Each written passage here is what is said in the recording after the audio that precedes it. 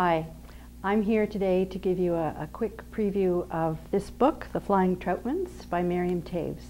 It's one of her older books. I believe it was the book she wrote after A Complicated Kindness, so she was a name at that point, but certainly not as well known as she is now. This book is, as most of her books are, quite quirky. It's basically a road trip. It's about a family, two sisters, again very similar territory for Toews. One sister has a history of mental illness.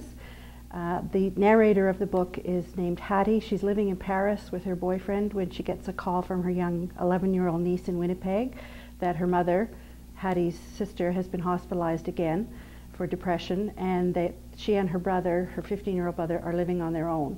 And I think they've been trying to manage quite valiantly, but they can't. And so they want Hattie to come home and stay with them and look after them, which she does, not happily. She does come home and finds chaos at home, and they decide that because Min is in very bad shape in the hospital, they decide to take off on a road trip to find the children's father, who is parts unknown. They don't know where he lives, somewhere in the States. So they head off on this road trip. The joy of this book is the characters, of course. The young children, the 11-year-old Thebes and 15-year-old Logan, are very bright and challenging and really interesting.